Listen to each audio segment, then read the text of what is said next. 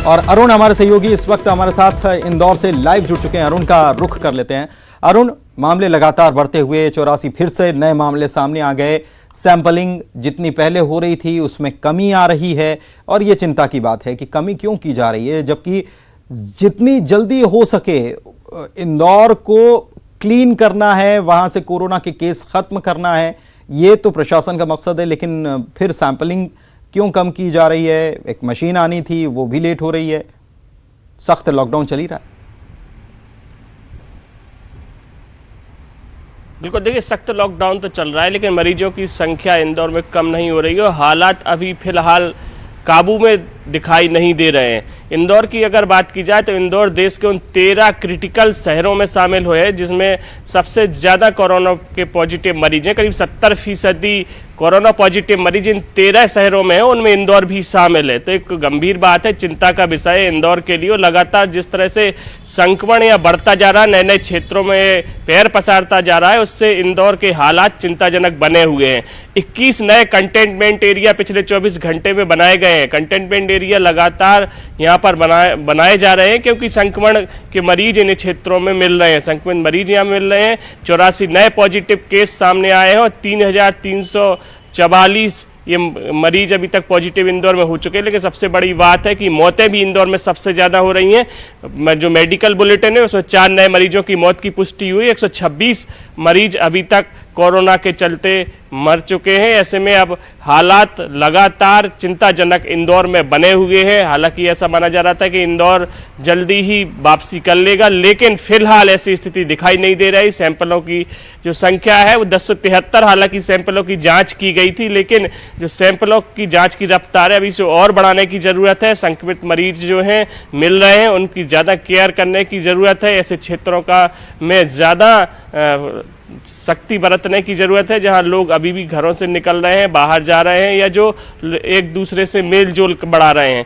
ऐसे लोगों पर निगाह रखने की ज़रूरत है, तभी कोरोना की जंग इंदौर जीत पाएगा। फिलहाल इंदौर के जो हालात हैं वो ठीक नहीं है। ग्रामीण क्षेत्रों को खोला गया था, देपालपुर सांवेर के इलाकों को खोला गया था, उनको भी बंद कर दिया गया और पूरा कंप्लीट लॉकडाउन वहाँ पर कर दिया, क्योंकि जब ये क्षेत्र खोले गए तो वहाँ संक्रमण तेज़ी से बढ़ा, इसलिए वहाँ पर भी लॉकडाउन कर दिया गया है। साथ ही अगर बात की जाए तो स्वस्थ मरीज भी यहाँ पर हो रहे हैं। पिछले 24 घंटे में 110 मरीज स्वस्थ होकर अपने घरों को लौटे हैं और ये आंकड़ा भी 1673 के करीब पहुंच गया है। तो ये भी अच्छी बात है कि करीब आधे मरीज स्वस्थ होकर अपने घरों को लौट चुके हैं। शुक्रिया अरुण आपका इस तमाम जानकारी के लिए। तो लोग ठीक हो रहे हैं, लेकिन साथ ही में ज़रूरत इस बात की है कि जांच को और तेज़ किया जाए, सैम्पलिंग बढ़ाई जाए, जो कि बीते दिनों हो रही थी लेकिन अब वापस कम हो गई है।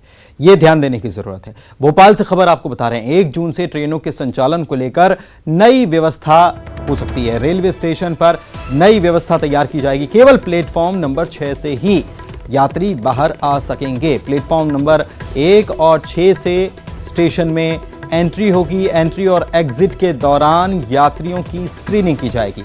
26 ट्रेनें भोपाल स्टेशन पर रुकने वाली हैं इस दौरान। तो पूरी तैयारी इसके लिए पहले से और पूरा खाका इसके लिए पहले से तैयार कर लिया गया है। शरद हमारे सहयोगी हमारे साथ फोन लाइन पर जुड़े हुए हैं। शरद, ट्रेनें चलेंगी, उस हिसाब से व्यवस्था करनी जरूरी है। भोपाल तो बड़ा स्टेशन है, कई यात्री पहुंचते हैं और ऐसे में भीड़ बढ़ती है, तो उसके लिए पहले से ही इंतजाम किए जा रहे हैं। एंट्री एग्जिट सभी जगह स्क्रीनिंग होगी और सारी चीजें पहले से माकूल की जा रही हैं। हाँ बिल्कुल, देखिए आपने सही कहा है। 1 जून से जो 200 अप डाउन ट्रेनें चलाने का फैसला रेलवे ने किया है, उसमें से जो 26 ट्रेनें हैं अप डाउन की, उनका स्टॉपेज भोपाल में होगा और इसी को देखते हुए रेलवे की ओर से तैयारी की गई है। भोपाल स्टेशन का जो प्रबंधन है और जो कुछ यात्रियों के लिए हिदायत दी गई है, उसमें 2-3 बातें महत्वपूर्ण है। एक तो ये कि अभी तक ये होता था कि आम दिनों में जब ट्रेनों का परिचालन होता था तो यात्री किसी भी छोर से, यानी कि प्लेटफॉर्म नंबर 1 या 6 की ओर से एंट्री भी कर सकते थे और एग्जिट भी कर सकते थे। लेकिन अब जो संशोधित नियम बनाया गया है उसके तहत एंट्री तो दोनों पॉइंट से हो सकेगी, 1 नंबर से और 6 नंबर से, लेकिन जो यात्री ट्रेन से उतरेंगे उनका जो एग्जिट होगा, यानी कि उन्हें बाहर आना होगा, वो सिर्फ प्लेटफॉर्म नंबर 6 से ही बाहर आ पाएंगे और वहां पर भी उनकी स्क्रीनिंग की जाएगी। इसी तरीके से जो एंट्री पॉइंट है वहां पर भी स्क्रीनिंग की जाएगी और यात्रियों को ये हिदायत दी गई है कि अगर उनकी ट्रेन किसी निर्धारित समय पर है, यानी कि मान लिया जाए कि ट्रेन 12 बजे है दिन में, तो फिर उनको स्टेशन 10 बजे पहुंचना पड़ेगा, करीब 1.5 से 2 घंटे पहले, क्योंकि स्क्रीनिंग में वक्त लगेगा और तब तक ट्रेन का टाइम जो हो उससे पहले उनकी स्क्रीनिंग होना जरूरी है। हालांकि अभी जो विशेष ट्रेनें चलाई जा रही हैं उनमें भी स्टेशन पर इसी तरीके की व्यवस्था की गई है, लेकिन अब जबकि ट्रेनों का परिचालन बढ़ेगा तो फिर ये जरूरी है कि व्यवस्थाओं को और दुरुस्त किया जाए। उसी के तहत ये नए नियम बनाए गए हैं। जी, शुक्रिया आपका शरद इस जानकारी के लिए।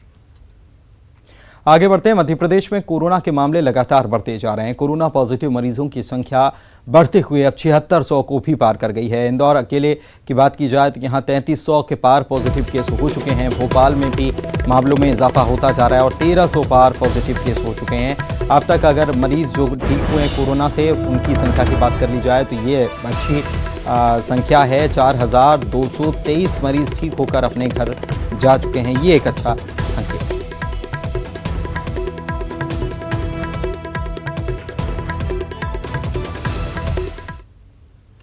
और यहाँ रुक रहे हैं एक ब्रेक के लिए, जल्द लौटेंगे कुछ और खबरों को लेकर।